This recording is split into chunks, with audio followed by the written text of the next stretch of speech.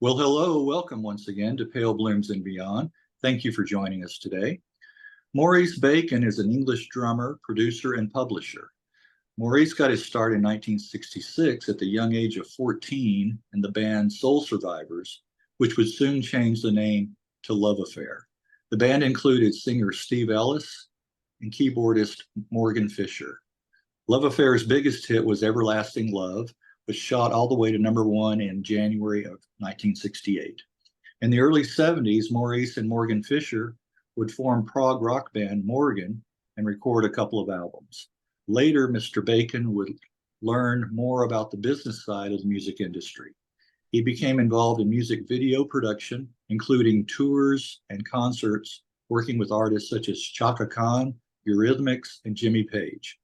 Maurice also managed artists, helping form an independent label, Ultimate Records, and along with his wife Pamela, co-owned independent publishing company, the Bacon Empire Ltd. For the last 22 years, my guest has been involved in staging medieval reenactments of battles and jousts. His latest passion is the Loxwood Joust. Well, welcome, Maurice. Welcome. Thank you. Thanks for being here, and apologize for all the technical difficulties. Well, take us back to the beginning. We'll see how far we get. Well, take us back to the beginning. Where were you born? London. In central London. Okay. You remember early on hearing music in the household? Yeah, my dad was a piano player, a singer. I mean, not a professional, but he loved music, and he was a drummer and a piano player, and I used to do stuff on the keyboards. Even from a really young age, like from 4 or 5, I have this sort of vague memory of hearing him in our living room playing the piano, and he used to scat, like that. And I remember that from a really young age, and there was always music around. Yeah, and we have a whole family of musicians, effectively. So it was always in the ether, music. Yes. Well, I imagine that he was pretty encouraging then when you wanted to go into music. Yeah, because he wanted to be he wanted to be a drummer. He really wanted to have that life, and unfortunately my grandfather passed away when he was fairly young, my father, and so he had to take over there was a family business. He had to take over the family business, so he had to stop playing drums because he was a drummer. That's what he was doing, but he had to stop that and become go into business. So I think really he through me, he saw that I had an interest also in music. So through that, I guess he was living part of his life as well. Okay, kind of vicariously living through you. Yeah. Well, can you talk about some? Oh, here we go. What was the first musical instrument you learned to play? It was only drums. Okay, only drums. Some would say he's not really a musician; he's a drummer. Okay. Why do they say this about drummers, that they're always the ones that go off on tangents at parties and yeah. You probably don't know, but I did at the Edinburgh Fringe Festival one year. So a friend of mine and the drummer from a band called Dodgy, who I have a connection with as well. It's another story, but the manager of Dodgy and my business partner in the record label in the 90s started his life as a theatre producer and writer, and he devised a show called Two Drummers Drumming, which was basically Matthew and myself doing a sort of stand-up talk about the difference between the 60s and the 90s and how it was different for a drummer. And we went through a series of drummer jokes. So that was, and so that was a lot of fun. So we researched all the drummer jokes. I mean, they're interchangeable really with bass players, but right. Depending on whose perspective you're looking at them from, but it's fun anyway. There's a lot of sort of how do you know a drummer's at the door? Because the knocking speeds up and slows down. That's Right. how do you set up the drum risers level where the drummer's dribbling out of both sides of his mouth? It was that sort of. You have lots of jokes. Yeah, there's a whole series of them related to drums. Yeah. As a teenager, what were some bands and musicians that you were into? I guess it was soul and Tamla Motown, the things that first really turned me on. We were, hence we were called the Soul Survivors when we started, but we were basically playing soul covers and Small Faces and The Who and those sort of bands. So we were doing, we were into that 60s sort of Who, Small Faces, the mod stuff, and then the soul and Tamla stuff, and Sam and Dave and right, and that whole thing. Yeah, I hear how influential all that soul and R&B was. Yeah, back then. All right, so Maurice, Soul Survivors was your first band then? That's right. Okay. And your dad was very supportive and helped in the formation of the band. Yeah, I mean, I was 14, right. and I didn't really know anyone. It wasn't like we were all at school. So he put adverts. There was a paper here called The Melody Maker, which was a. Oh yeah. Yeah. So and that was sort of like the one paper where the back pages were filled with singers wanted, drummers wanted, drummer wants a gig, just filled with lots of those stuff. And he put some ads in saying, I can't remember, whatever, drummer wants a bass player or blah blah blah. And anyway, so we put together a band. He put together a band really. With quite local people, and so we first of all there was 3 guys right at the very early, all Finchley based, which is a north part of London, and who ended up coming on the journey with us, but we started there very many rehearsing, and then the Finchley guys I think knew Morgan. Who was also a Finchley guy, and Steve Ellis came along. He's also a Finchley guy. So and I can't remember exactly how Steve says that he answered an advert in the paper, so that's probably how. But I think he also knew Morgan or knew some people who knew each other. And then so there was Morgan, Steve, and myself, and a couple of other people. And a couple of other guys were replaced by Mick Jackson, who was from up north of England, and a guitar player called Rex, who was from way over the other part of London. So the 3 of us because I was a North London boy as well. I was actually in Finchley, a place called Southgate, which is a few miles away.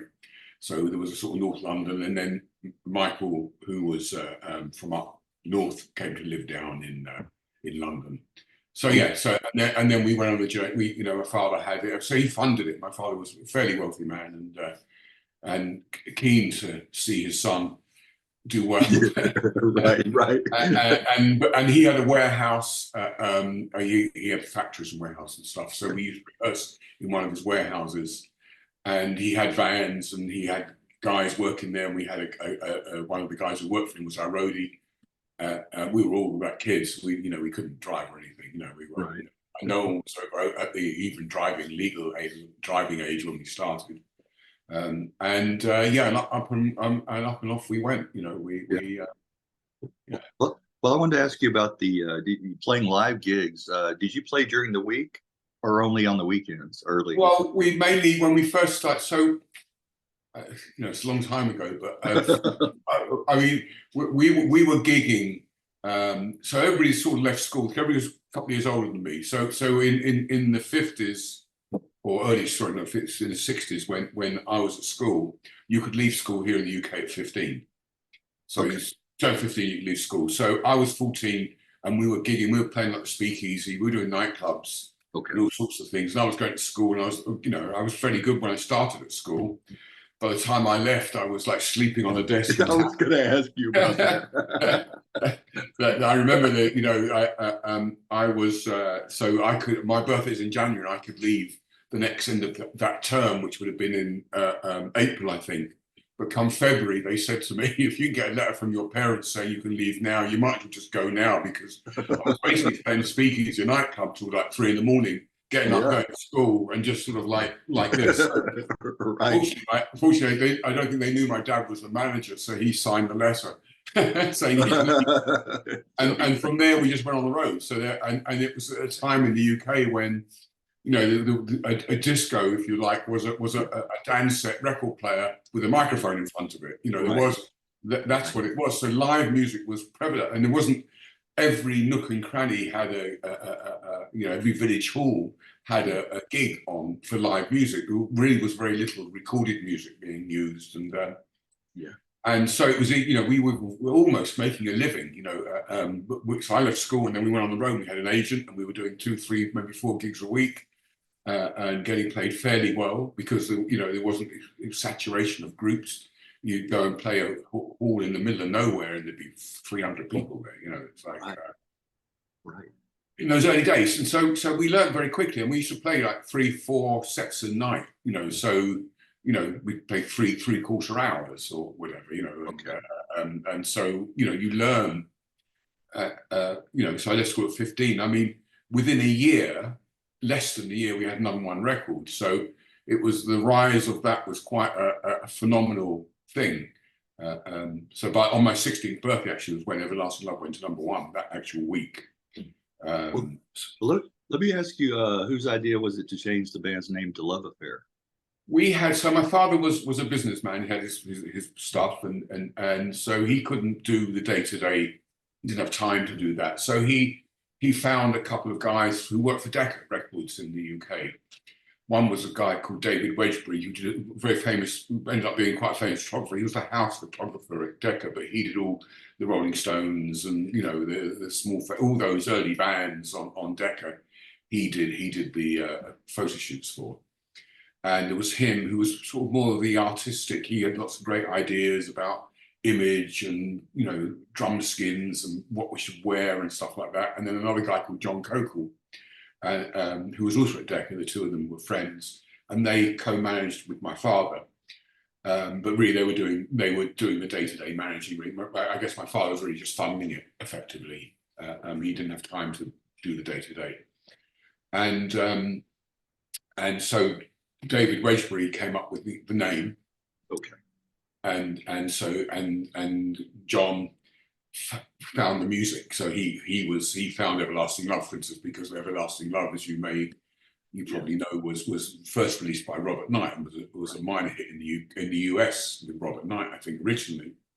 But that was on Decca in the UK via, I think, a label called Monument or something. So John had got this record. You know, it's not like it is today. You know, a record came out in America, you didn't hear about it for 6 months in the UK, because, you know, by the time it got over here. But of course, he, being the record company in the UK, he got an early copy of the record and went, you know, we got to do this. Right. You know, and there was a story in that, you know, because we actually put out a record before that. I think when I was 14, we put out a record on Decca. We did a cover of the first record Love Affair recorded was She Smiles Sweetly, a Rolling Stones song. Right. Produced by Mike Vernon, who was the in-house producer at Decca. All the labels there had in-house producers in the UK. Right. And Mike Vernon was the guy who discovered Fleetwood Mac, had Blue Horizon. Yeah. Have you? I don't know if you're familiar with this. This is quite a long time ago. Heart Up Heroes. Heart Up Heroes, and it's all the artists on Decca, and during the '60s, and it's got all. I mean, Rod Stewart, Bowie, Joe Cocker, Cat Stevens, Steve Marriott, Alexis Corner, Small Faces, Nashville Teens, Zombies, all of those on there. So I had this nearby, because you mentioned Decca, but that's you did kind of misfire a little bit with She Smiled Sweetly. Yeah, it wasn't really. It was, you know, I don't know why we end up doing that. I think it would have been probably John Cokel, who would have found that and when we should do this. And Decca were up for doing it, and we recorded in their house studio in West Hampstead. Right. And and we went in there, and I remember going in there and recording it. And then we tried a few other things. We actually recorded Kenny Lynch. So Kenny Lynch had written Sha La La La Lee, Yes. The Small Faces, and Kenny Lynch. I don't know whether he was known in America, but he was like a sort of Sammy Davis Jr. type character from the UK version, but obviously, you know, a little different. But that sort of type. He was funny. He was a singer. He was, you know, he wrote songs, and we approached him and he wrote a song for us called Woman Woman, which we actually recorded at Abbey Road. Went in there with Kenny Lynch. Yeah. And I think that was the B-side actually of She Smiles Sweetly, I believe. Okay. I might be wrong. Okay. I think so. Anyway, it was all around that time. So this was all, I mean, I'm 14 or 15 at this point, so I'm very young. There's a lot going on, and I just want to be a drummer. So, you know, I mean, you know, at 15, you're not thinking, certainly then, I mean, I think life's a little different now and what people's aspirations are when they're young. But when I was young, we just wanted to be musicians. Yes. We weren't thinking about having hit records. We weren't thinking, certainly 15. Yeah. We were thinking about, this is fun, isn't it? We're getting a band, we're going to gigs, playing, there's girls, and there's girls. You know, and you know, get stopped every night by the police, want to know what you're doing at 3 in the morning, a bunch of young kids in a van, you know, and it was all exciting, it was all very exciting. So, you know, I mean, luckily we had, you know, my father, John Cokel, Dave Wedgbury, who were, you know, involved in taking care of that stuff and looking at a career for us. But we were just, you know, hey, this is fun. You know? Right. Well, speaking of Everlasting Love, story goes the band had recorded a version with Muff Winwood. That's right. But the label didn't like it. Yeah. No. What happened? Unfortunately, so the session we did a session, a couple of sessions, or a session with Muff Winwood. There's a song called Back into Your Life Again, which was written by, I can't remember, but Edwards, song called Edwards. It was something to do with Steve Winwood. That anyway, Muff Winwood had left Spence Davis Group, went to work for Ireland as a producer, the start of Ireland Records, right in the very early days, since 1967. Yeah. And we did a version of Everlasting Love. We did Back into Your Life Again, which is great, by the way. That that's one of my favorite things we did. You know, as a band, we were sounding. Is what we sounded like as a band. It's actually on Spotify, but it's what we sound like as a band. And Steve sang it great. The song was really good. We played, I thought, pretty well on it. For, you know, we were youngsters, but we had a residency in the Marquee. We were sort of known as a good live band. You know, a good music. You know, the band was a good band. You know, and we had a lot of gigs. We played a lot of the Marquee. We spent a lot of time there. Anyway, and we recorded Muff Winwood, but Everlasting Love. But unfortunately, that never survived, because in those days, when you left a studio, you left with an acetate. So they basically cut a record. There was no cassettes. There was no, you know, DACs or what the digital stuff they have now. It was all basically literally like a lathe, and they cut the record, and that was your demo. You walk out with 3 or 4 copies of that, and you take it around places and play them that record, and you know, that's what happened. And unfortunately, Back into Your Life Again survived, and when we got that declipped, we found an acetate of it. That's how it survived. Okay. But we never found a version of Everlasting Love. We don't know what happened. What happened to it?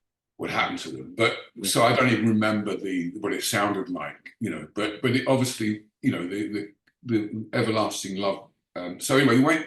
So it was decided it needed an orchestra, basically. Right. Was my understanding of what happened. So I needed an orchestra. Ireland being, you know, and they're quite expensive. This was, you know, what ended up was a 40-piece orchestra, which was, you know, was a very expensive thing to do. Yes. Ireland didn't have the funds, didn't want to do it. I don't know what happened. So I wasn't really involved. It was, you know, my father, John Cokel, Dave Wedgbury. We were just going, hey, this is fantastic. But my understanding is they either didn't want to do it, or they couldn't afford to do it, or whatever happened. But CBS did. and Yeah. CBS, but CBS wanted to do it. If they were doing it with orchestra, they didn't want the band to play on it. Okay. Okay. So they wanted because it's a 3-hour session. In those days, everything was done in 3 hours. So that interesting story about Everlasting Love's B-side, which was, so by this time we'd also were advertising for songwriters. We found a guy called Philip Glenn Tate. Ah, okay. Okay. And so he'd written some songs for us. And when we went in to do Everlasting Love, we went in with another track called Gone Are the Songs of Yesterday, which is on the B-side. Oh, okay. Everlasting Love. And to explain how it worked in those days, there was a 3-hour session booked in which you had to record A-side, B-side, mix it, and out. So at the end of that 3 hours, You had to be done. You had to be It'd be done. Your record, that's your record. There's no, let's go back and remix it, let's go do the dirt, that's your record. Gone Are the Songs of Yesterday, they basically spent time working on Everlasting Love, and they just had a bit of time left to do the B-side, and it was a one take. And unfortunately, Steve came in late. So it's live, it's not overdubbed, this is live, because in those days, the unions were very strong, and if you overdubbed, in other words, you put the singer back on or anything back, you had to pay all the orchestra extra money. Extra. Oh, okay. Okay. So this is so they spend time doing Everlasting Love because that was, I guess, everybody thought that was the one anyway. It's going to be the one, but this is also really good. So let's try this. Yeah. And Steve missed the first verse. Oh, okay. So if you listen to our version of Gone Are the Songs of Yesterday, it's a very long intro. Yes, you're right. And they just didn't have time. And it was the end of the session. Didn't have time to go back and do it again. Oh, okay. I do like the strings. I was going to. That was one of the songs I was going to mention in just a bit. Gone Are the Songs of Yesterday with the strings on there.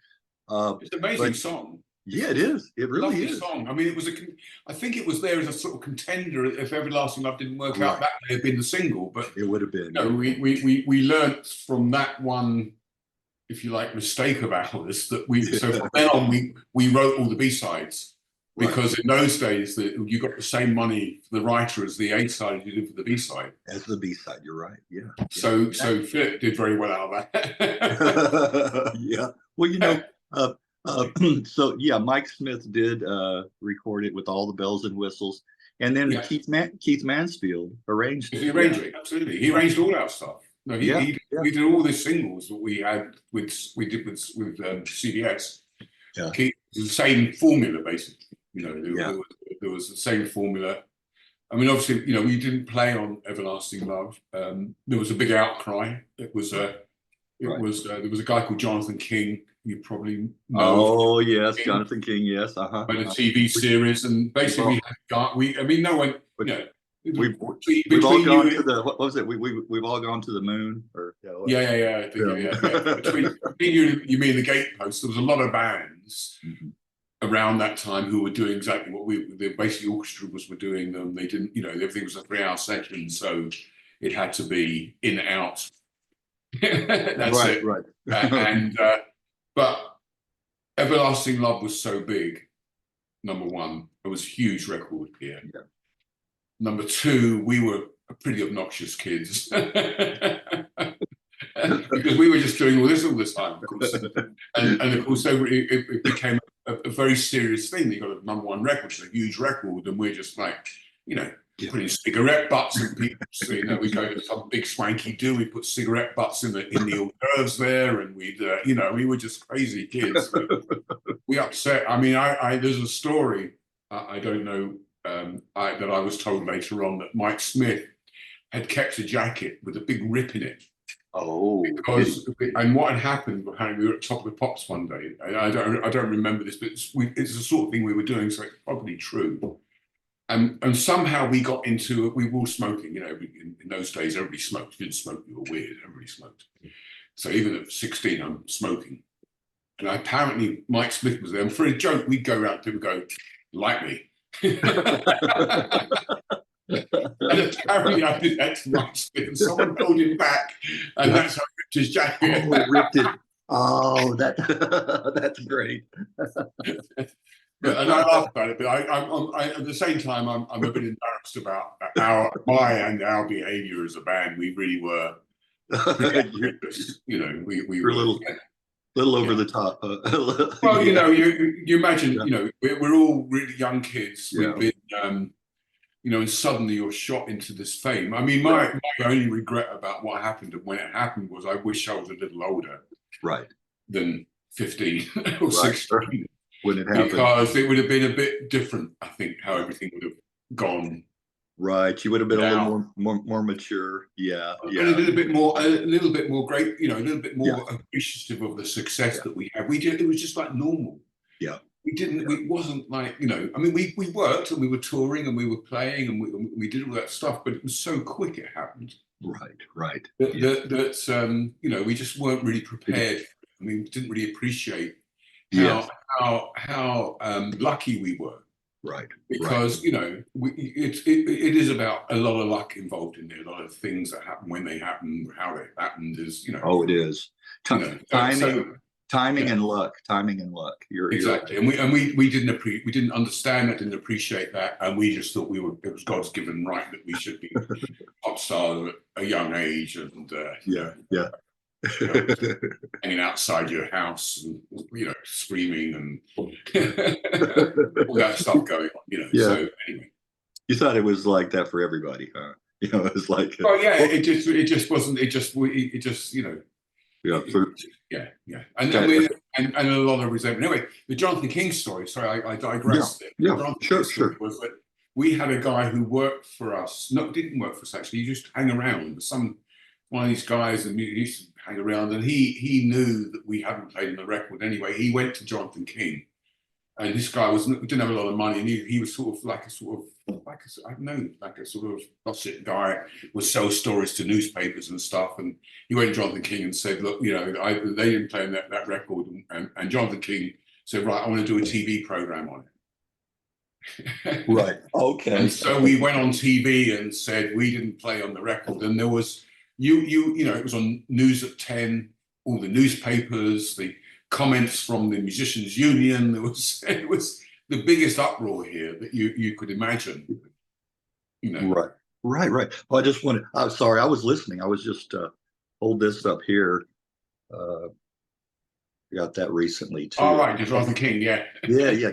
Kind of his collection with his solo material and Hedgehoppers Anonymous. That's who it was. Yeah. You know, he until he, you know, I mean, he was, you know, very blatant in his sexuality. It wasn't hidden. Right. You know, he chased people around rooms. I saw him. You know. But you know, he within the music industry. I mean, he founded and produced Genesis' first album. Right. He was on the board of Decca. Yeah. He was a very respected, you know, figure within the music industry. Right. He definitely had some bright moments in his career. Yeah. Well, I wanted to. How many times did you guys play Top of the Pops? Can you remember? No, we did at least 5 or 6 for Everlasting. And we had 3 big hits that year. The first, so we had, I forget what it was now. There's some sort of like we spent more time in the charts than the Beatles that year, or something like that. It was some weird sort of figure because we had 3 big hits, and of course, if you were a Beatles, you put a record out, goes to #1, and then goes away. The Everlasting Love went like, you know, like this, like every week. So suddenly we're on Top of the Pops, so then we're on Top of the Pops again, and then it's #1. It's #1 for 3 weeks. We're on every week for there, and then we had another 2 hits that year. So we had 3 big hits in 1968. Yeah. So I can't remember. We were on a lot of Top of the Pops. Yeah. Well, a trio of songs made the top 10. Rainbow Valley. Who's the female vocalist in that? Sue and Sonny. Okay. And then A Day Without Love. That's one of my favorites. That's the first. So the first 2 were Case and Gaydon, Robert Knight covers. Yeah. Rainbow Valley was also a Robert Knight cover. Yeah. And then we started working with Philip Glenn Tate. We started using his songs. So Day Without Love, Been on That Good Times, and One Road. And bring on back the good times. Yeah. With Philip Glenn Tate and John Cockle, actually. So John Cockle, one of our managers, was also writing with Philip. So I can't remember which ones he's credited to, but I know that John's on a couple, if not all three of those as a co-writer. I can't remember. Okay. Well, I have a compilation CD of Love Affair. I also like Do You Dream? Yes, that's I like really, that as well. Yeah. So these are on that. I guess that I don't know what's on that compilation, but so the only we didn't play on the hits, but we played on everything else. Everything else. Okay. Some of it was good. Some of it sounds like we were kids. Some of it actually sounded quite mature. Something like Do You Dream was a good. That's a pretty good recording. I mean, unfortunately, what happened was that. So Mike Smith and Mike Ross, so someone who isn't given a lot of credit in that whole setup for the Tremolos, Marmalade, Love Affair, oh right, Anita Harris, it's all the same. It's all Keith Mansfield or Mike Smith, but also a guy called Mike Ross, who was the house engineer, who was also very instrumental in that all those hits. So it's Mike Smith and Mike Ross together with the team. I mean, a producer in those days. It was a little different. Mike Smith was employed by. He had an office in CBS, and he wasn't on a percentage of what was sold. He's just on a wage. He's employed to be a producer, and it was more like a film producer where they just put the stuff together rather than actually a creative input. Right. And so Mike Ross was the engineer who got all the sound up and the mixing. Well, I was going to say the engineer did most of the work, really. Yeah, and then Keith Mansfield who did all the arranging. So obviously, Everlasting Love you listen to Robert Knight and listen to the Love Affair version, and the difference really is the Keith Mansfield arrangement. Right. And of course, Steve. But the real big difference between what they sounded like was the arrangement that Keith Mansfield did. Right. Another track that I like is One Road. Yes. Great song and lyrics. I really like the lyrics. Yeah. And that was the least successful of the five, actually. Okay. That was like this was like number 16 or something. The rest of the top 10 or top 5, whatever. But that is one that was very underrated. The problem is it was a slow song. Yes, exactly. And everything else we did was pretty upbeat, and that I don't know why. I think that might have. I think it's one of the classiest songs we did. Yes. I think that might have thrown the fans or people, because they were so used to that upbeat.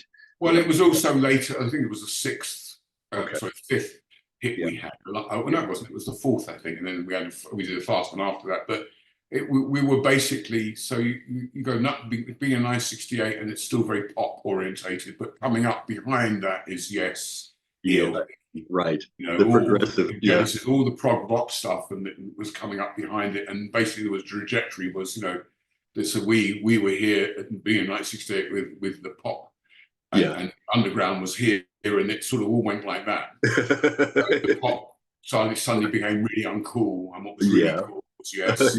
Genesis and all those bands, they became really cool, and so we sort of disappeared in that wave. Right. Before you disappeared, one more track I wanted to mention. Baby I Know. I like the keyboard, and the song reminds me a little of Chris Farlow's Out of Time. Yes, that's again another Philip Glenn Tate one, and I think the last one we recorded was Steve. And then Steve left, so that wasn't a hit. So Baby I Know was the first record we'd had since Everlasting Love that didn't chart, or it might have charted in the top 40 somewhere, but not in the top 20. And that really was the signal.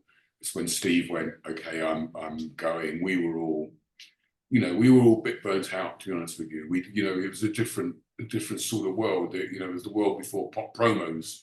So we used to get up at 6 a.m. and get on a flight and go to Belgium to do a TV show.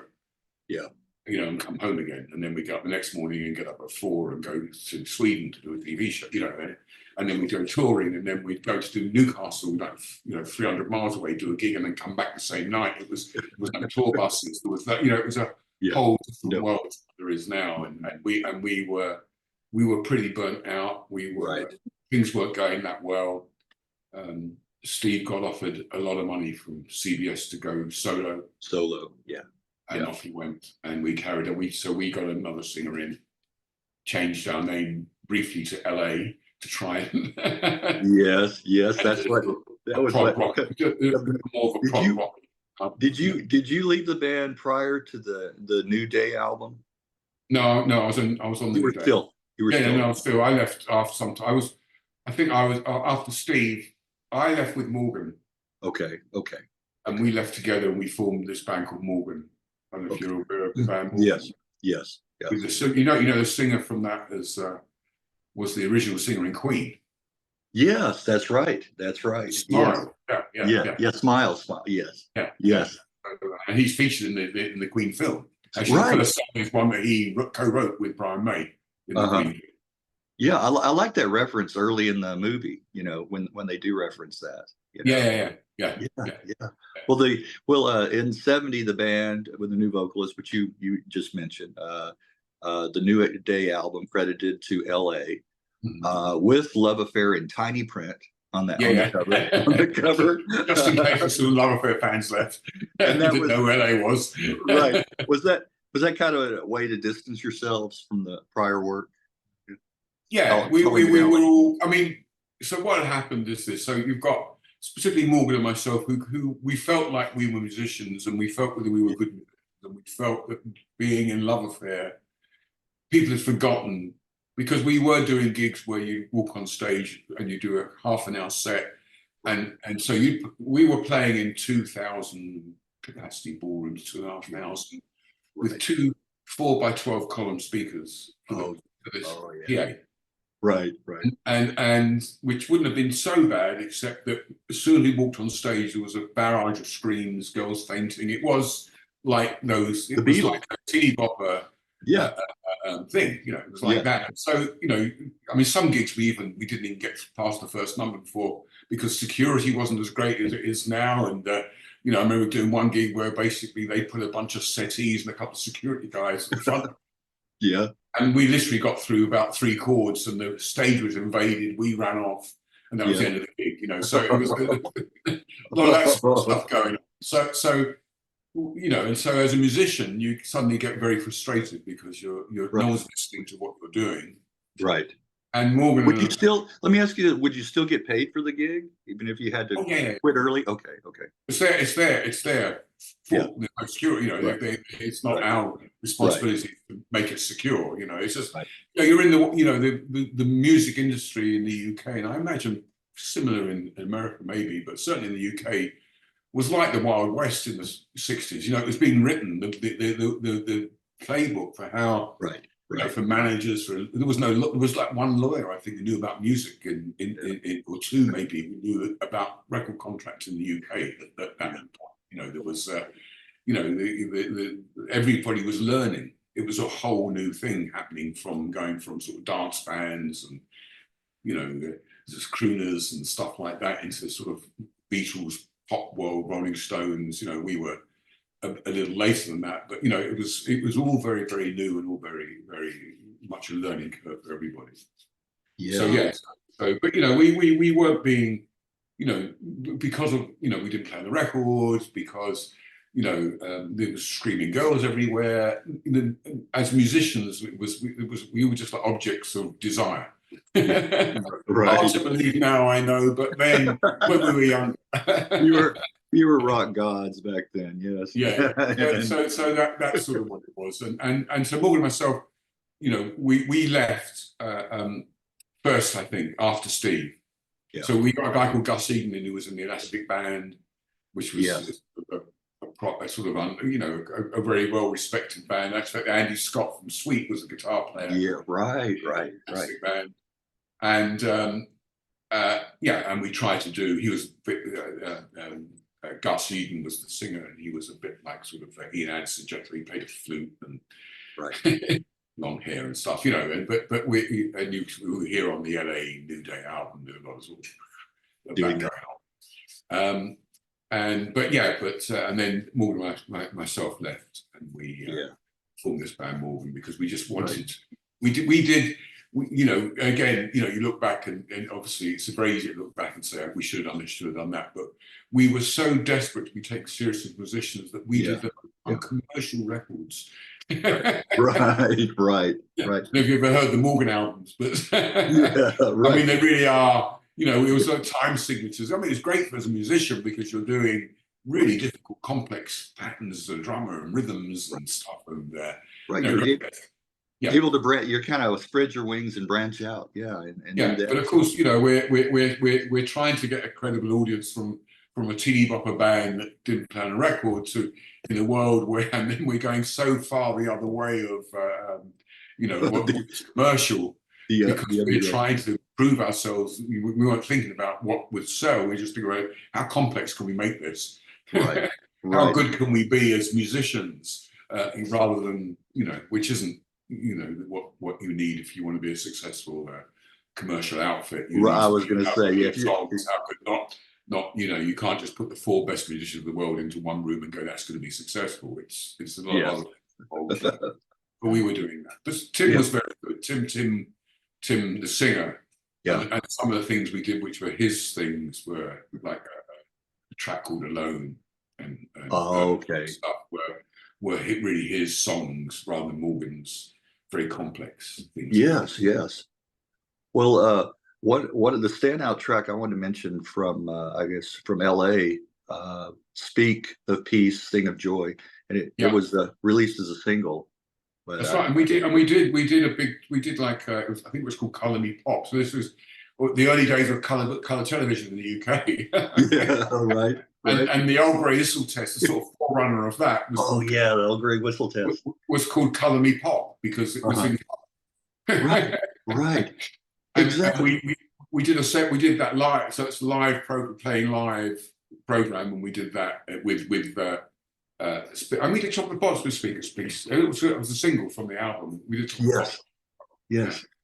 Speaking of Old Grey Whistle Test, I remember seeing. I guess it was a documentary on Leonard Skinner, and they played on Old Grey Whistle Test. I remember we did. It was the pro. It's like Jules Holland now. I don't know if you know Jules Holland.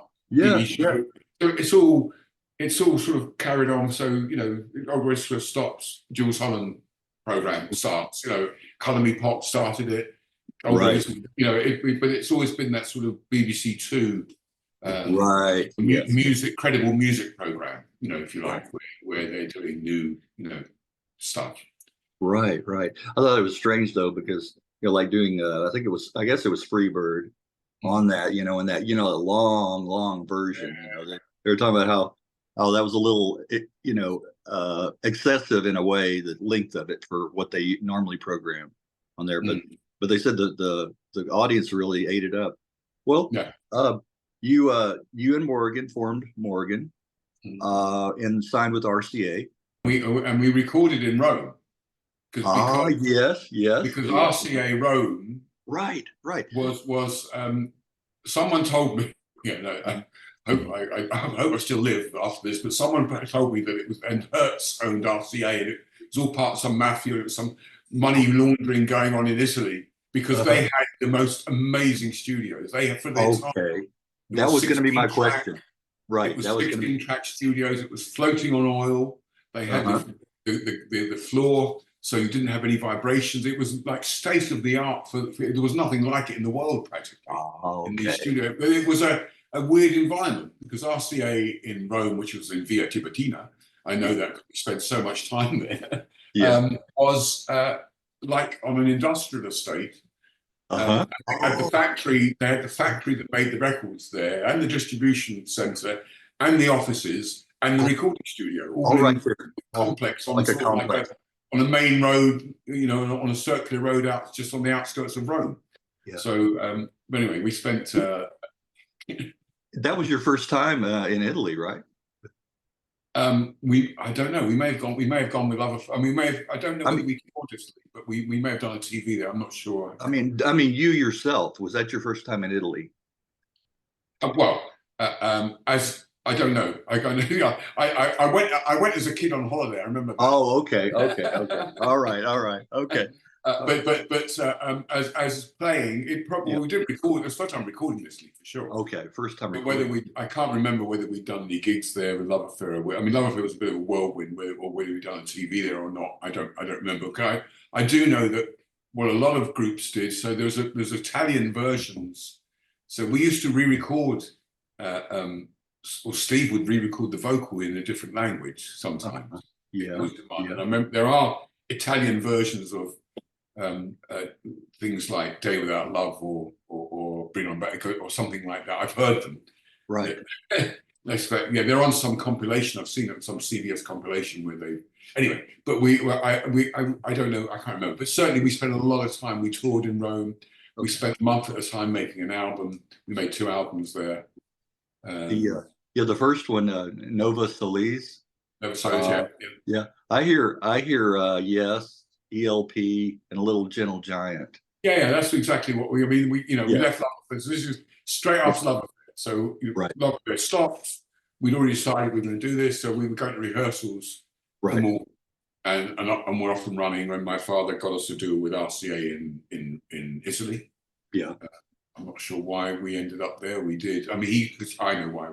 Because he had one of his businesses was handbag factory, and he used to make handbags, and he used to go to Italy to look at designs and stuff, and it must have been through some Italian contact he had. We got involved in that. But anyway, it was very nice. It was lovely being there. It was a strange sort of way of recording. It was very unionized, so you had to stop it no matter what you were doing. 12 o'clock, you might be in the middle of a solo, you've got to stop. That's not. And everybody goes off to lunch, and they say, right, we're back at whatever 1 o'clock, 1:30, whatever the time is, and you get back, and sometimes no one's there because someone's called a union meeting. I mean, it was really, it was a sort of different way of recording. Finish at 7 or 6 at night. It's that sort of. It was like it was a factory. It was a factory. Very, very unionized there, but it was an interesting experience, and they let us do what we wanted to do. And they were really appreciative. Funnily enough, I got the rights back to those albums some years ago now, and they've sold more since I've got the rights back than they did when they originally were released, because there was sort of a resurgence, or there still is a resurgence in sort of prog rock. Yeah, around America, but certainly here and in Europe, there's some new prog rock bands coming up and doing stuff here. So, Japan took a whole load. We released it in America. We actually did a deal with an American label later on, and it was Cherry Red Records. You know that label? Oh, I know Cherry Red very well. That's my go-to label. That's my go-to label. Cherry Red. Well, that was their first. So that was their first record. So Ian McNay, who owns it, was working for Bell as an accountant. Yeah. And wanted to start a record label, and he knew Morgan's agent. Yeah. And they approached me and said he wants to put a record out, just get his record label up and running. So I licensed him the Morgan album. Yeah. Brown Out was the second one. Well, it had 2 titles. I think we called it Brown Out. I forget, there was another title for it as well. Yeah, the Sleeper Awakes. Sleeper Awakes. Yeah, that was it. Yeah. Brown Out. Yeah. And it's a red one. As when I see him at night, I say, "Remember me? I'm a red one." Yeah. Album. You were there. So your material was there at the very beginning, the onset to Cherry Red. Yeah. Wow. Okay. Yeah, it's the first. Okay, sure. And then Morgan became very friendly with Ian. Yeah. And Morgan then did a lot of the solo stuff with Ian, like all the miniatures albums and. Oh, okay, yeah. They came out through Cherry Red. Yeah, they've. I mean, like I said, I go to them. They release so much, unearth so much material. Yes. They're constantly bringing up. Ian. He doesn't really do the day-to-day stuff there anymore, but there are people there. Right. Ring me up looking for, have I got anything? Have I got, any cooler stuff? Any this, or what about that? Can we license this from you? And can we, because I've got to own a few things from years that the copyrights that I have of some interesting things already. Right. And some of their compilations, various artists compilations are really good too, you know. Yeah. That's how I pick up on a lot of bands through those. Yeah. No, I mean, you know, they've. I mean, what they're not great at is breaking an artist. Yeah. But they're good at they're good at putting together compilations, Yes. reissuing stuff, repackaging, reissuing. Yeah. And if you want a career, it's not really the place to go. It's more right. But they're good for what they do. You know, they're very good for what they do. You're right. Well, mentioning Brownout, recorded in '73, but not released till '76. Is that right? That's right. Because we got to the end of Brownout, and our relationship with RCA, the records weren't selling. Okay. You know, so we sold. You know, we hardly sold anything of Nova Solis, but we were contracted to go out and do Brownout, and that's right. They gave us. That's right. So a red one, a Brownout, I think is a red one, because they gave us the rights to that one back immediately. The other ones, the Nova Solis, we got back later, but at that point we had that. Okay. And so we were able to license it to America. We licensed it to Passport, I think, which was, they were part of another bigger label, an independent one. Anyway, I can't remember who they were. They came out in America on that, and then Ian put it out as his first Cherry Red release in the UK. Right. And since then, we've been re-licensing. There's been vinyl stuff and all sorts of things. Yeah. Well, yeah. I just wanted to mention off that I do like the title track. It shows Morgan's mastery of the keyboard. Yeah. Morgan was, you know, they were Bob. Unfortunately, the bass player died very young. He was in a vehicle accident, but he was really good as well. Bob Sapson. He played fretless bass and electric fretless bass. So the band was a good bunch of musicians. It's just the compositions we chose were not commercial. But I was gonna say, yeah. Musically, we were very good, but it was, you know. Ultimately, you had the opposite problem as Love Affair. Yes, Love Affair. Yeah, we needed to find a way to marry the two. Right. Find that happy medium. Common ground. But you were doing what you wanted to do. So, showing your talents as a musician, as musicians, Yes, because like you say, when we started, when we were 15, 16, You're right. We consider ourselves musicians. We weren't, I mean, I hear some kids now talk about what they want to start music, what do you want to do? We want to be famous, or right. That's the aspiration for us. It was just we just want to be musicians. Right. There wasn't this, we didn't want to be famous, Right. As you're the driving force to do it, the driving force to play. You were more intrinsically motivated rather than extrinsic, in that, yeah. Well, how did you, fast forward a little bit, how did you come to play drums for John Otway? Ooh, okay, so Morgan split up. I then joined a sort of another prog rock band called Rudy Tchaikovsky, which never recorded, never did anything. But I met in that group, I met a guy called Paul Lilly, who was a bass player. And we became very close friends. And he then, so joined the band Rudy Tchaikovsky, we did some touring, we didn't do any recording, we just touring. And then after that,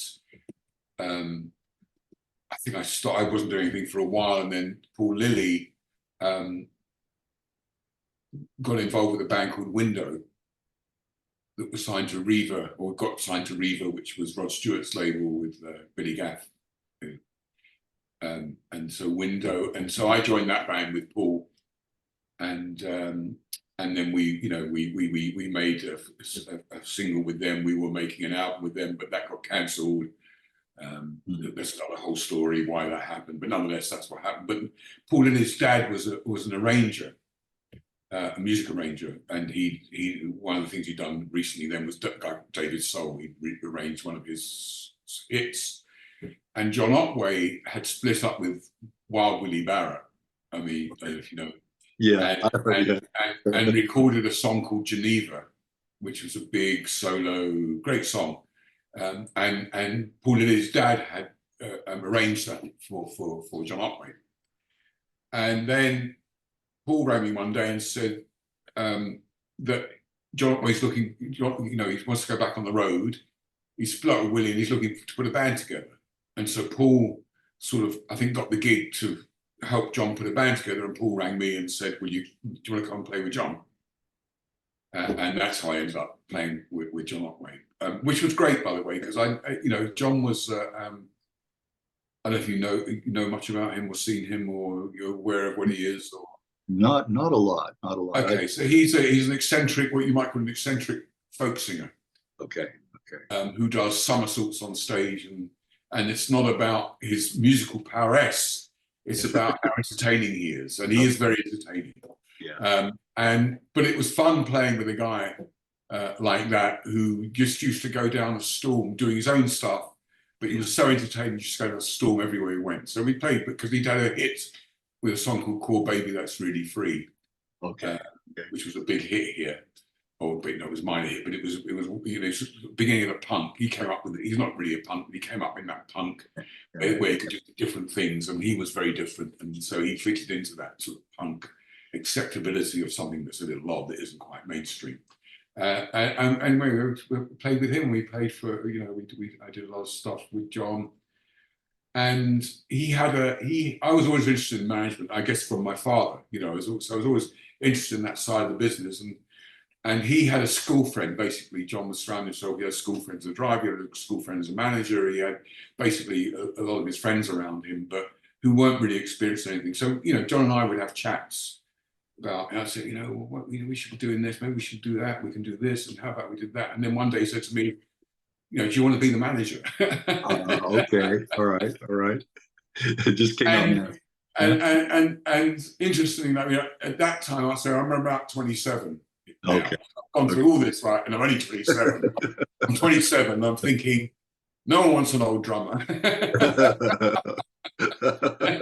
I'm just thinking, I'm not really, I'm making a bit of money as a drummer with John because we got paid relatively well. I wasn't starving. I was okay, and I had obviously money from still coming in and whatever. But I just looked at it and thought, I'm really interested in the management side of it. Yeah. I don't know whether, where the drumming career is going to take me, further than I've already been up here and down and, I've already been everywhere in between. Vision, where else am I going to go? Yeah. Maybe if I hung around, I may have got something may have happened, but I wasn't really prepared to just hope that something was going to happen. So I said, yeah. And then I became his manager, and through being his manager, I ended up putting his records out. I ended up publishing him, and I ended up being his agent at one point. So I ended up doing everything and learning all about all these aspects of the music industry. Right. Which I enjoy because I like because I go into, when I first started managing John, I'd go into, he was Polydor giving him a lot of money. He had Brian Morrison was his publisher. Brian Morrison he was Pink Floyd's publisher. He was Wham's manager. He was big shot in the music industry. And I got on really well with Brian Morrison. He was John's publisher at that point. But I go into meetings with these five, the managing director of Polydor and Brian Morrison and his agent, who was a big Ian Flukes, who was a big agent. And I felt a little bit, I didn't quite know everything. I felt a little bit like, I bluffed it a bit, but I just felt I didn't know. So I really wanted to learn about all the different aspects of what was going on. So, and that's what I did. And I really enjoyed doing that. And there's never been a master plan. There's not some, I want to do this. It's just opportunities. And you see, I fancy doing that. I like that. This, I worked in film. I was going to ask you about that. You took advantage. But just by going, took advantage of those opportunities. Yeah. Well, you become more diverse that way too, I think. What was you worked with Eurythmics? Did you produce or work on Sweet Dreams on that? No, I worked with them. The film, you mean the video, the live concert? Right. Yeah, yeah. Okay. So that Okay. was from Derek. So this is the being John's manager. Yeah. There's a famous guy, a very famous video director, one of the early video directors. You know, as I said, when I started in the '60s, there were no pop promos. Effectively, it wasn't a thing. Right. Right. But roll on to the '80s, and Yeah. pop promos come around, and then this guy Derek Burbage had been a filmmaker, and he actually worked. He did a lot of we talked about Old Grey Whistle Test earlier. We did a lot of the Old Grey Whistle stuff. So what used to happen was record companies, so say the Allman Brothers, Old Grey Whistle Test wanted to do a feature on the Allman Brothers or whatever. So the BBC couldn't afford to do it. It's a low budget. It was a low budget music program, although it was very cool and it was a great program. It wasn't a big budget, so they go to say Warner Brothers and say, if you can do a film of the Allman Brothers and take a crew to get me that, we'll send out a reporter out there, which is Bob Harris. Bob Harris, yeah. and we'll use it. So yeah. Derek became famous for doing. So he used to do all the American. There's a great big list he's got of amazing bands that he's filmed over the years. Yeah. And he used to go and do them. Anyway, this guy. And he also was a big friend of Miles Copeland, or working with Mike. Did all stuff. Yeah. Right. Stewart's, brother. Yeah. Yeah, Stuart's brother, and Ian was the agent. Ian Copeland. They're all pretty powerful Copeland family of the sort of the new wave, I think, as they call it. We called it punk. I think in America they called it the new wave. New wave, yeah. That old era. They were the gods of that era, really, in America. Right. And anyway, he was Miles Copeland at this point. The Police were really big. He had Squeeze, his record label. He was, a high flying guy, and he managed to get funding to make a movie called Urga Music War. Right. There you which go. Had all the bands from that era basically doing a number or two in this basically compilation film of bands playing from that time. And I met Derek Burbage, because Derek Burbage was then the director of that movie as well, and the cinematographer, or the cameraman. And we just hit it off and got on really well together. And what happened at that point, there was a so anyway, I hang out with Derek. We become friends, just friends. And he rings me one day to say that the Marquee Club, which was having its 25th anniversary, wanted to try and do some film or something, some a TV program to commemorate the story of it. It's quite an amazing club. The Marquee Club was a place where everybody wanted to play. If you got a residency there, you were happening. Yeah. Yeah, and it's a love affair. Had a residency before we had a residency at the Marquee Club. Right. we used to play there. Yeah. Anyway, but and so Derek then rang me and said, look, if you can find the money, or you can find a way of putting it together, I'll do it. I'll direct it. But you need to do it, then you can produce it and whatever. And I didn't really know too many people in that world, but the one person I did know was Philip Gannett Tate, who wrote the Low Affair hits, who at that point had then gone to work for a facilities company, an OB facilities company, had a big recording truck and cameras, and they did outside broadcasts. And I rang him, and they really wanted to do it. So I managed to put the thing together with Trillion's facilities, a company called Trillion, their facilities, Derek directing it, and me producing. And within that, the other reason why the Marquee had approached Derek was because, as I said, he used to go to America for Old Grey Whistle Test, but he was also the guy. He was basically the record company's go-to guy for doing films or for their bands. And I say films because it was before video. It was all 16mm. At that, it was the TV thing we did in video, but previous to that, everything Derek did was on 16mm. And so that's why they went to him, and he had a load of footage of Rory Gallagher, all sorts of people that had played at the Marquee that he'd filmed over the years. So we had that, and then we did a series of concerts with bands, Alexis Corner and Big Man did a concert, and there was a few, quite a few of the bands, and so we ended up being a TV series with a documentary with people like Phil Collins and Kenny Jones, and in talking about the Marquee, and then a series of I think 6 concerts as well that went our specials and went with that to film at the market. So yeah, so so I ended up there, and then I carried on doing stuff with Derek, and the Eurythmics was one of the things. I did Chaka Khan. So I worked with Derek, and then I got in with another American video director called Marty Corner. Okay. Who was big? He did all the Aerosmith stuff. I think he was the big budget guy. Derek was sort of like everything was sort of done on a real budget. Marty Corner, I think he spent more in a hotel room in London when we were doing. I think it was the Jimmy Page video than we were spending on making TV series. This was limousines everywhere, and, you know, money bags. That was just the director, you know. When he was working on, you know, $150,000 promos, you know, he wasn't. Right. Wow. Wow. Yeah. Wow. So I was working and doing stuff with him. So I started doing stuff with him as well. Okay. And then we ended up doing Christine McVie. We went to Switzerland and we went to Los Angeles with the film Her. Yeah.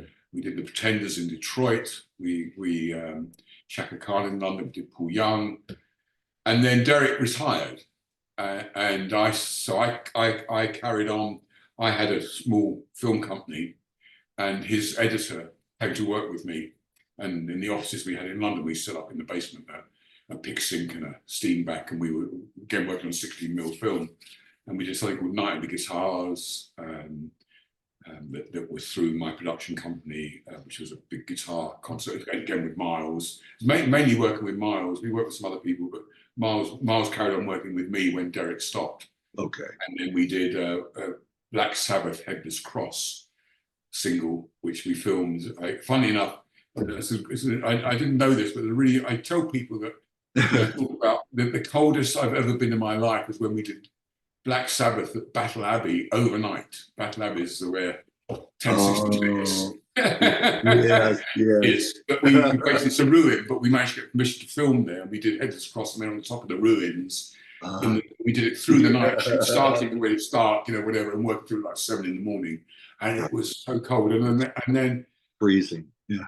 Absolutely freezing. And then the other day, I literally a few weeks ago, I saw something.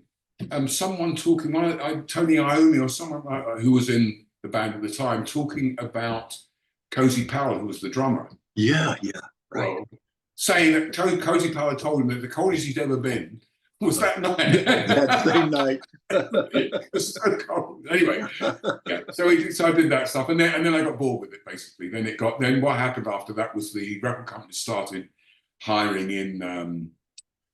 These sort of video coordinators, and basically kids out of school, right, you know, film school, who were there and they wanted, you know, you're going to do it like this, do it like that. And you know, the fun I had with it was they just gave us a budget and we just made these things, and it was, you know, we just did our own thing basically. But it then became a bit corporate, and I didn't. I was going to say the corporate side of it kicked in. Yeah, it came into it, and I thought, okay, it's enough now. It's time to get it. I wanted to do that. It was really interesting. It was fun to do. I did a couple of TV series with Dawn French, okay, English comedian, you know, as well. So, you know, I did a whole bunch of stuff. And I was working as a music coordinator for some movies and stuff. But doing that along with the records, the publishing, the management. So I was doing all those things together, really. And you managed some artists as well.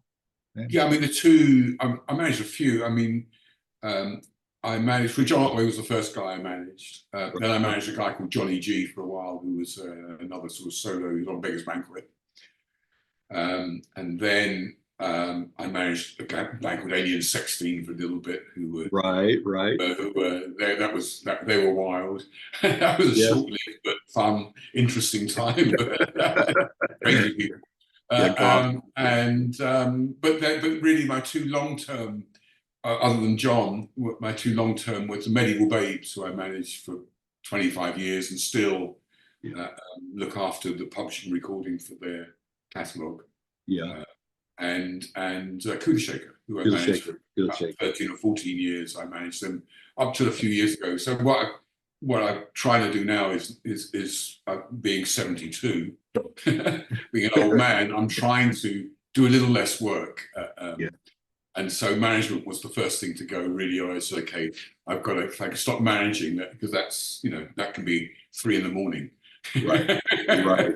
Exactly. Right. Whereas, as someone said, I never get my copyrights calling me up at 3 a.m. Yeah. There you go. That's right. so yeah, but I enjoyed that, and it's, you know, I love working with the Many Waves. They're really talented and really unique kind of thing, and you know, we went around the world with them, and you know, that was a lot of fun. And Kula Shaker, spookily enough, I had a record label in the 90s that was very successful here in the UK called Ultimate, and we tried to sign Kula Shaker when they started. We got outbid by Sony. So, and because they were just a great band. I mean, they are a great band. Yeah. And anyway, so what happened, how I got involved with Kula Shaker was because 2 of the Medieval Babes married all right. 2 of Kula Shaker.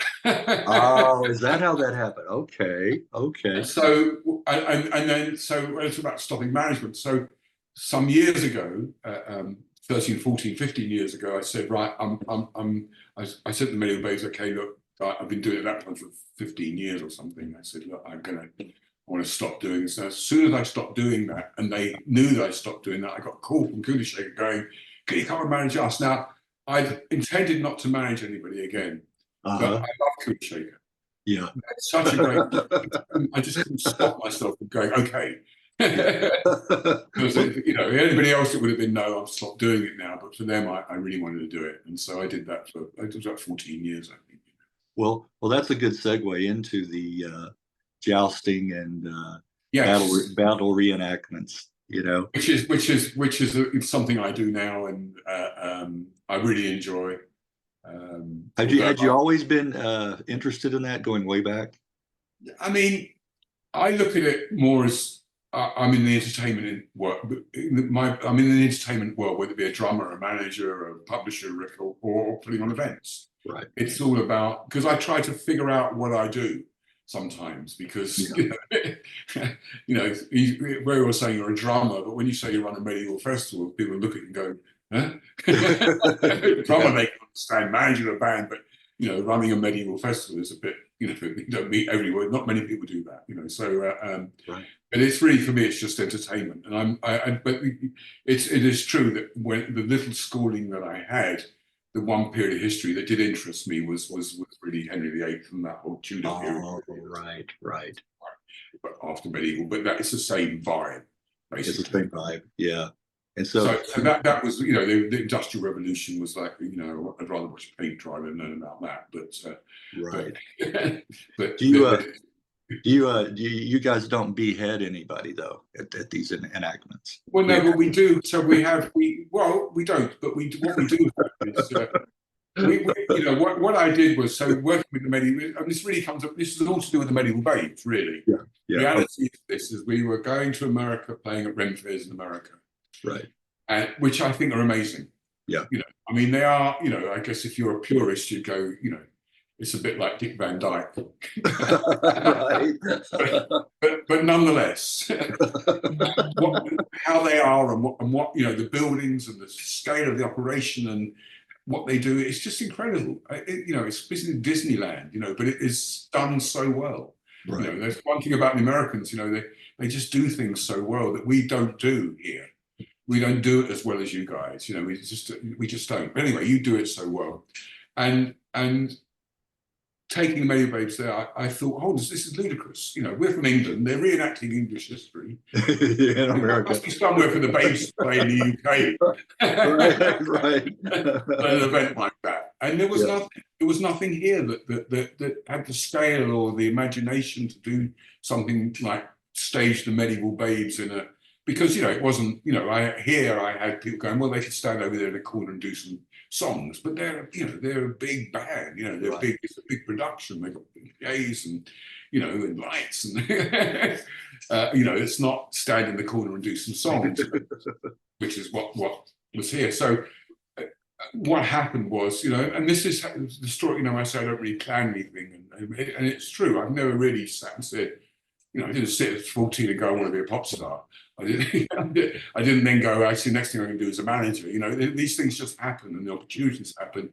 And so I thought, and there was one medieval festival here that possibly could have staged the Medieval Babes, and the guy has a reputation of being really mean. But anyway, he was really interested in Medieval Babes, and we had many meetings where he talked to me about his festival and how it works, and gave me videos, and gave me brochures, and we went through all that, and we were figuring out how we were going to stage the Medieval Babes, what we're going to do. In the end, he just said, "Oh, I don't know. It might cost me a bit of money. I'm not sure I want to do it, but if they want to come and sing for free, they can." Okay, all right, okay. Thankfully, he'd sort of taught me a little bit about how to run a medieval festival in these conversations we were having. So I found a reenactor who was a fan of the Medieval Babes, who I knew was a reenactor, and asked him some stuff. I got a guy in who'd worked with my partner in the record label, who was managed this band Dodgy, and Dodgy had done a tour in a circus top in the UK in the 90s, and this guy knew about generators, tents, how to put on that sort of event. So I got him in, and then set about trying to find a castle. Okay. What happened was that National Trust and English Heritage, the people who own most of the castles in the UK, or guardians of them, didn't want to know. And went like that. So, it was the early days of the internet. It was then, but privately owned castles. Yeah. And I came across Berkeley Castle. You say Berkeley in America, but Berkeley Castle is the first governor of Virginia was a Berkeley. Oh, okay, okay.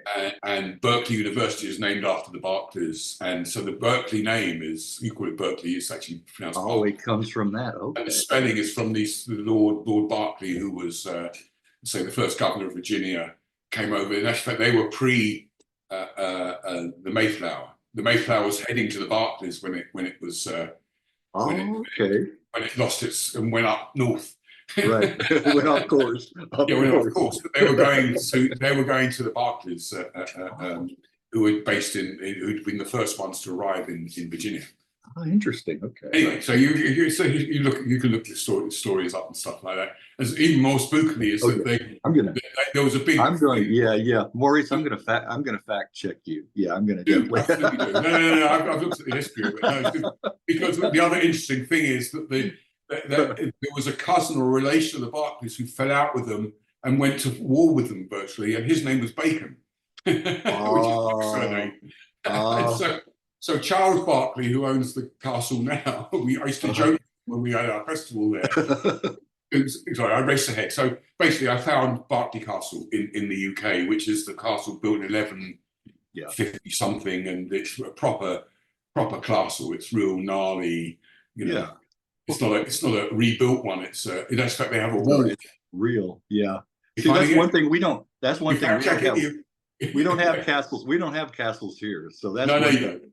Yeah. Well, you do. There's a Bacon's Castle in Virginia.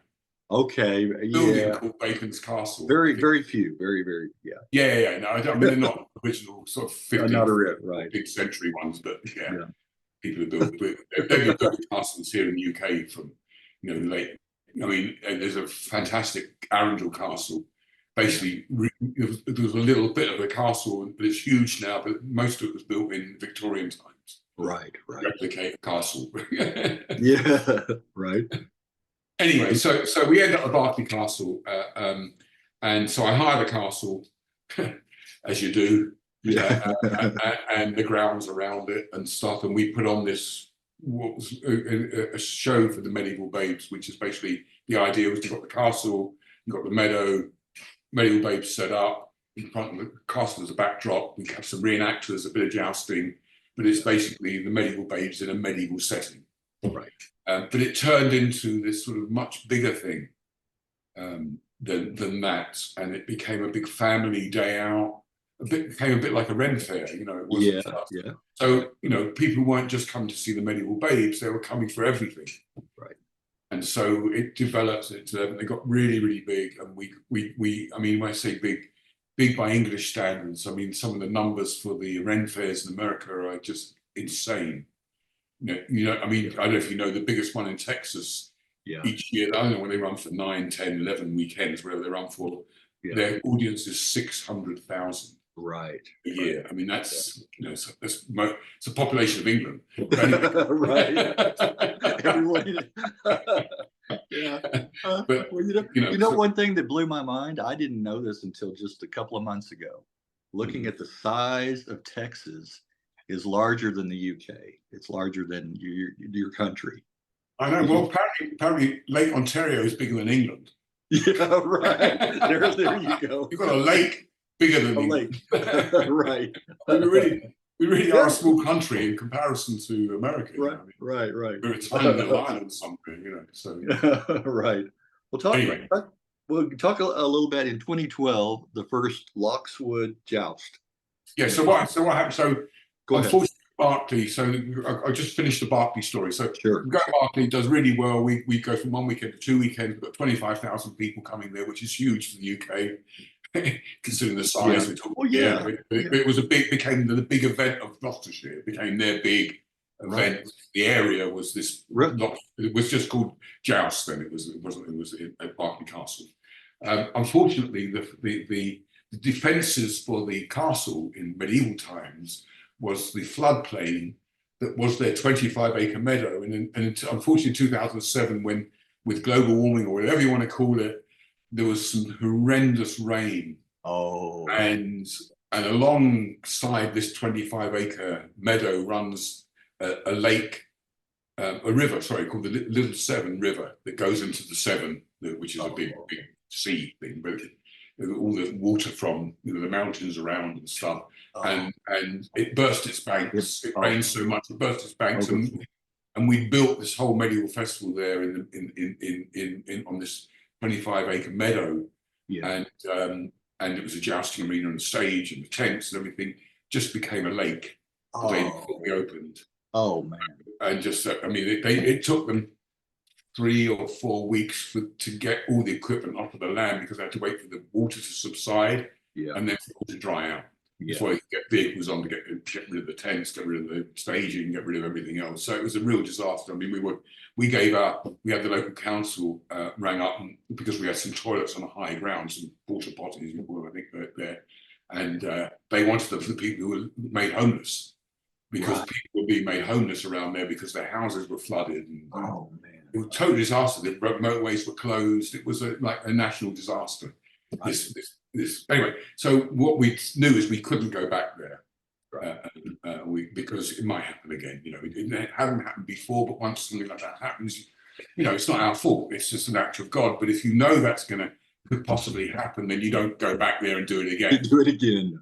So that's the end of that business, effectively, because that audience is the local audience within an hour's drive or an hour and a half's drive. And of course, unless you can find another place there in that area, you've got to start again. So I thought, okay, what I'm going to do is, in my more madness, every time I do something, I do actually lose sleep, have sleepless nights occasionally.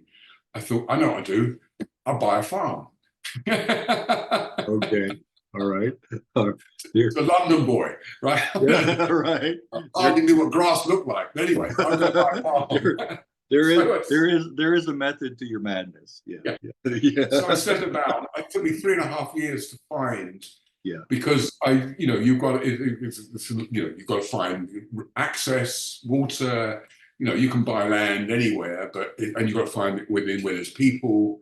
Anyway, I ended up buying this place in Loxwood, which is an amazing place. We couldn't afford a castle, so the next best thing was to find some amazing land with it's basically 7 meadows surrounded by woodland and a woodland, and the woodland is like some weird magic in there. It just really has got a vibe that is, everybody goes in there and goes, wow. I go there, I don't live on the farm, I live in another farm further down the road, but when I go there, I just walk into that woodland and smile. Yeah. There's just something about it that there's some vibe. Anyway, and so we bought that place, and I didn't sleep for about a week after I signed for it. So I thought, shit, what do I do now? You've got to look after it. You've got to do something. I hadn't even thought about that, Anyway, we managed to do that. But now we have a permanent site. We have a permanent jousting arena down there. So we still farm it, but we're growing grass. We're meadows, effectively. So we're grazing sheep who graze in the jousting arena, and and we take a crop of hay, and the tractors can get in the jousts and all the other. It's a 30-acre site down there. They go all the parking meadows and everything. Right. And it's fantastic. It's really the great joy of my life now. Yeah. And we let it out to a couple of other people to do events. So we started doing, so again, we started from scratch at Loxwood. So one weekend, then we went to 2 weekends. Now we're at 3 weekends. It's the biggest one in the country, and it is the best one in the country because I've been to them all. Okay. I don't want to sound like Donald Trump here, but it is the best.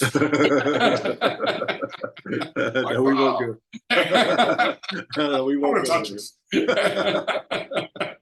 Whatever he says, Well, I wanted to ask about, because I've never talked to anybody about the jousting. Is there a lot of history, research into that, like as far as like the shields and the So what we have, yes, because yeah. the one thing you don't really, I've never seen in America a Ren fair is Right. actual the proper reenactors, the people who really the actual, yeah. So we have a field, so we have people, so we do a lot of things. We have two of the big meadows, and the woodland are the festival. The rest is car parking and backstage stuff, and where the stables are and things like that, offices and whatever. But the actual event is two meadows and a woodland, and one of the meadows is given over to the reenactors. So that's like a living history village. So these guys live like they were in the 15th century for the weekend. Okay. And they are, your button's got to, the button, if it was a button they had, it's got to be right. Or you can't have this, you can't have that. And they're very anal. Okay. But very knowledgeable. Right. And it's great if you want to learn, and they're making fletching, they're making arrows, they're cooking, everything as in medieval times. It's all been researched. And so we have that part of it. But so that's just one of the things we do. The big attractions are like the joust is a really big thing. We've what we do differently is it's an immersive. So we've made it into an immersive medieval festival. So as well as reenactors and everything else, we also have actors. A bit like the Americans. The American one has a lot of actors or street entertainers who put on a medieval costume and say ye old or whatever, and then it becomes but it's the same act they're doing in the street, but it's a tightrope walking or juggling or whatever. Right. Or plays and stuff. But we have an artistic director, which we're the only one in the UK to do that. The Americans have artistic directors in their and we write new storylines each year. So the storyline is not inaccurate. It's a made-up storyline, but it is within the period, if you like, but a made-up one. But we talk about people getting executed and stuff like that. One of the shows, and we have different shows down there. But we do have a guy called John White, who is a historian, entertainer, and does a show about crime and punishment. And we are very fortunate in Loxwood, it's a little village. Right. We're very fortunate to have an amazing prop maker there who does films, all sorts of things. And he's made us a replica of the rack that's in the Tower of London. Oh, is that right? So this execution, so quickly about this execution. So when he started working for us, he had a little corner of the field. Yeah. And then lots of people came and they couldn't see him. So we moved him into the woodland to give him a bigger area in the woodland that he could have. And then lots more people came, and then they couldn't see him. So then we built him a stage, and then lots more people came because they could see him, but they couldn't hear him because he was so far. So then we had to give him a PA. I mean, this show is an amazing show, and we have this rack. I mean, he's got gallows, he's got people hanging from the gallows, he's got heads. Instruments of torture, and he talks about how they were used, and he's very knowledgeable about basically how to torture people. But we also built a replica of the rack in the Tower of London. So it's a working rack. It's like, they stretch people out. And we have this guy, the prop maker, made a dummy that has mechanical things within it, that when it's on the rack, at some point, bones pop out of their sockets. Wow. And you hear it. and we have to have medical cover down there because we're doing, so when we do the joust, we have to have they're called St. John's. They're an organisation who are a medical organisation who go to events and do things. Right. They have to be at the joust, they have to be at the battle reenactment because people are, to hurt themselves, but you know, the in accidents. case something goes wrong. They're doing that with swords, or they're riding with lances. You know, Right. sometimes no one dies, but sometimes they hurt themselves. They get hurt. And the other thing they have to be at the executioner show. He does 3 shows a day. You have to be there, because when those bones go like that, people faint. Yeah, this guy is so good, and the guy judges his season based upon how many people fainted. How many fainted? He was successful. I mean, so we have different, and we have falconry shows, and we have archery, and there's loads of stuff there. It really is. We have medieval banquets. Just loads of stuff going on down there, and the medieval babes play there. Yeah. We have an amazing Spanish medieval band that come over from Spain every year to play there. Yeah. I mean, it's really got everything, you know. So reenactment, you know, and we also now have, which is gaining a lot of popularity, is full contact nights. So these guys hit each other for real. Oh wow! So they have blunt instruments and they have armor, but the idea is they've got to get them to the ground. So the reenactors, if you go like a reenactment of battle, are just demonstrating sort of what happened. They're not actually really hitting each other. Whereas these guys in the separate arena, so we've got different arenas. In the separate arena, you have this competition going on all day long of different groups. And they're coming from all over the UK. Some come from Ireland to compete in this thing they do. Yeah, and that's getting more and more popular. You know, but I guess, you know, my fear is that it won't stop until we get back to gladiators and lions and Christians and stuff, you know. Actual lions eating. People are getting more and more bloodthirsty. They want the real thing. They don't want to see demonstrate what happened. They want to see people kill each other. Anyway, so yeah, so that, so we have the farm, and we have we graze sheep and grow hay outside of the events, and then we rent the land to a couple of other events that are down there as well, outside of the jousting one.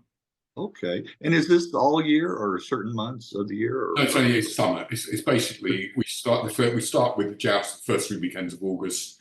Okay. Then we have there's a bank holiday, and then the next weekend after that is an event. But we've started a new music one started this year. A lady who used to work for the record company I had in the 90s. She was a press officer, also a musician. She left because she really wants to be in a band. That's what she really wanted to do. She was a very good press officer, but that wasn't her passion. Her passion was music, and she left, and her and her husband moved to Wales.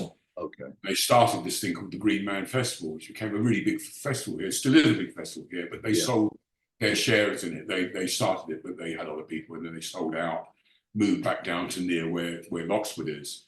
And recently, you know, so we've been in touch all the time. She's approached me and said she'd really like to start another smaller event. And so last year, this year just gone, or the season just gone, we had something called the Wake, which was a small 1-day event, and it went really well. It sold out. She wants to do another one next year, so that may develop as well.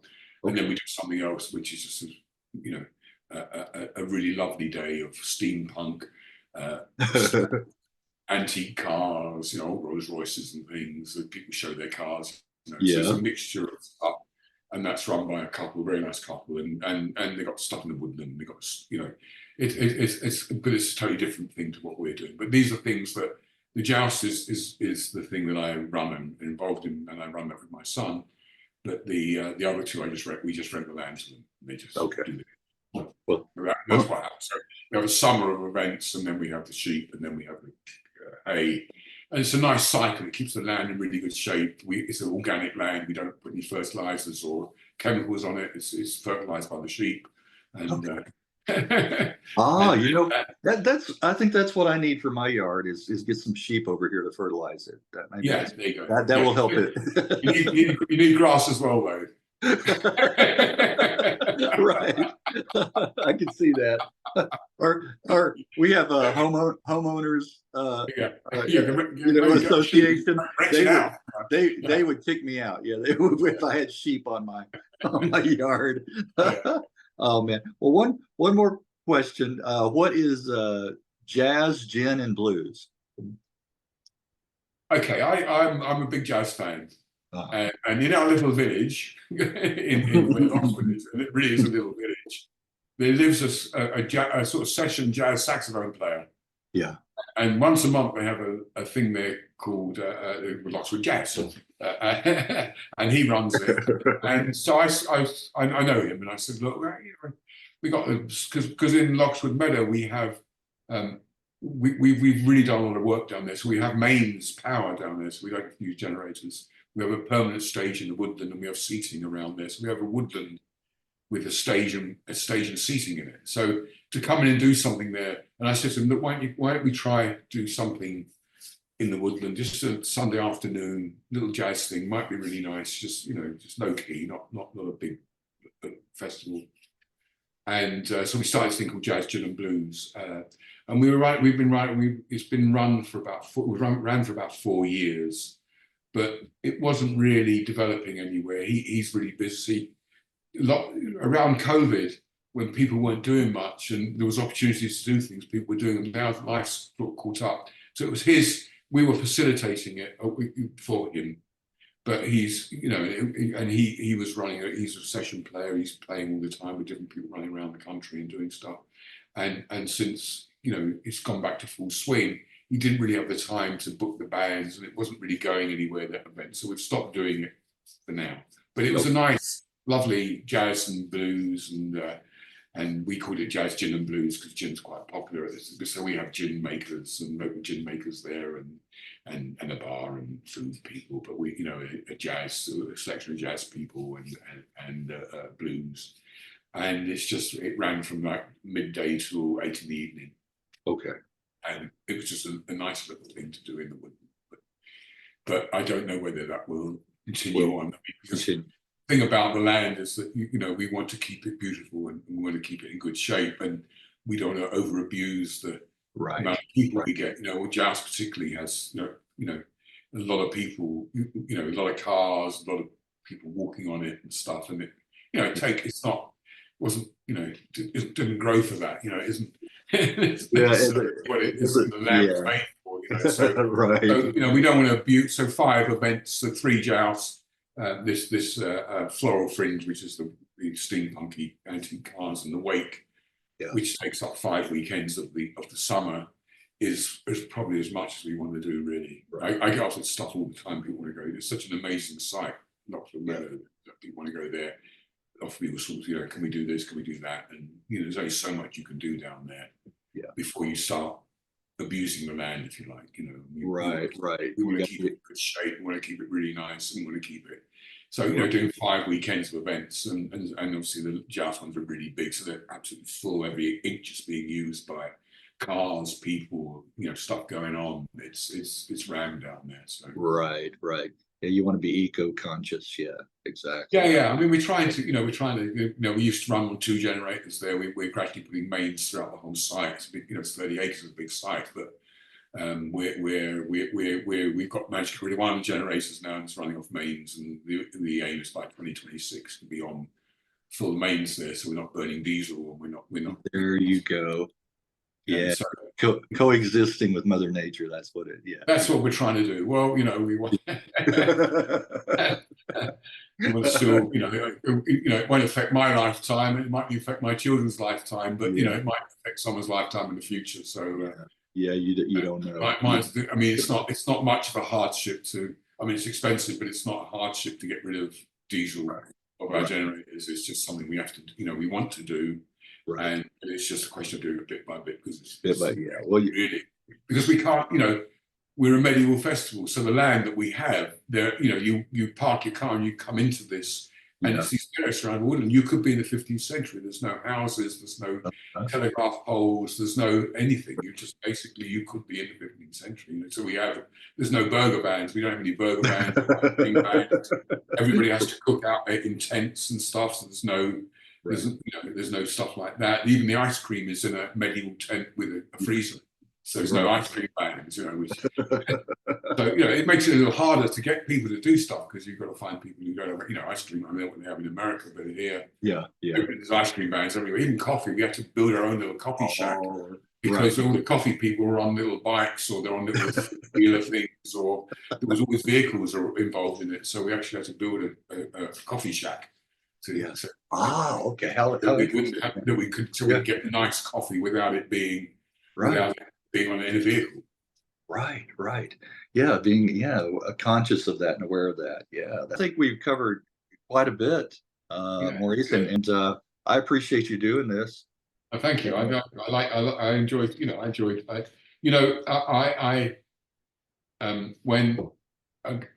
I was 27, 28, when I stopped doing music, people, all the things I've done in my life, the one constant thing that people want to talk to me about is love affair. Yeah. And when I was about 25, 26, 27, or that age, I used to get a bit funny about it, because I used to think, I'm doing other things. Why don't you just want to talk to me about that? And then I read an article that Adam Faith had written.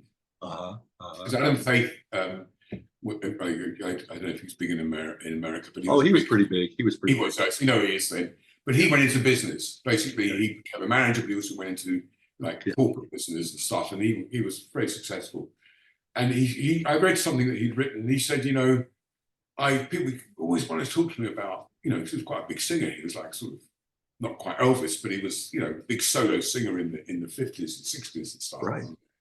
And he says, I used to get really cross. And he said, and then I realized that, it's a nice thing for people because they really, and I got my head around actually, just talk to people about it, just because they're interested in it, and it's a nice thing. It's not a bad thing.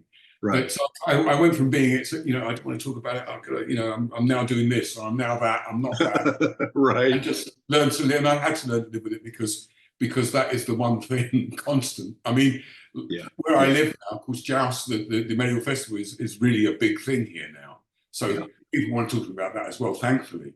Yeah. It's not just that, but everybody, ultimately, even the articles I do in local papers here when they talk about the festival, always mention the drama from Love Affair. Love Affair, right. It's fine. I've learned to live with it, and I'm talking about it. I'm going to say, talk about it, and I enjoy talking about it. Yeah, you're forever to be tied to that band. So that's fine. Thankfully, there's something to be tied to. Right. And the band has its place in history, exactly. So thankfully that happened that period of my life. So I'm no longer awkward about talking about it. I'm quite happy to talk about it. Appreciate your interest in it as well. Oh, most definitely. I was thinking about Adam Faith. Wasn't it Adam Faith and the Roulettes? Wasn't that his band? Okay. Yeah. Well, I talked to Russ Ballard was Russ Ballard. Yeah, I talked to him and Bob Henrit. All right. He was. That's why he was. I know Bob. Yeah. Right. I talked to both of those. We talk mostly about Argent, but we talk some about that and Unit 4+2 and all that stuff. So yeah. All right. Well, I appreciate it again. Thank you, Maurice. All the best to you, and I'll get you a copy of this. Yeah, let me know. Let me know when you. I'll go online and watch it. Okay, all right, and be sure and post it on your socials too. And let everybody know about it. And I have a handful of followers. Exactly. I always like watching the. I'll put it on my Facebook thing that I have. I usually joke. I mean, I'm more of a voyeur of Facebook, but I read, the events, the bands I work with, when they post things, I repost mainly what I do, but I'll repost this onto my, or send whatever it is, the link that says, look at this, and we'll send off together. I'm the same way. I hardly post anything on my own personal Facebook. I just don't do that. I read others, but this will go up on my YouTube channel. Sure, but then I'll also send you the link. So, all right. Well, pleasure to meet you and talk with you. It's been great. Pleasure to meet you, and thank you for sharing so much. And we will keep in touch. All right. Okay, absolutely. All right.